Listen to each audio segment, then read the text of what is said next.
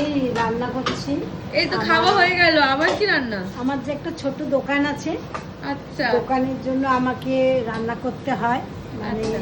আজকে দোকানের জন্য রান্না করেছি এই যে ডিমের কারি।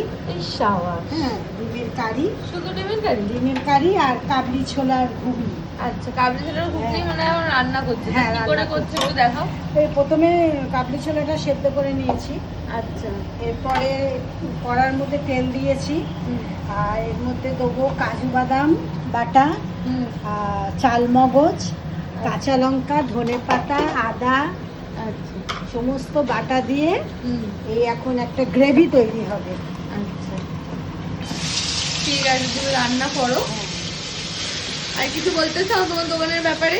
না, আপনাদের যদি আমার দোকানের আমার যে আজ রেসিপি করছি যদি আপনাদের কারো পছন্দ হয় তাহলে একটা নাম্বার দেওয়া হবে, আপনারা সেই নাম্বারে যোগাযোগ করতে পারেন। ঠিক আছে।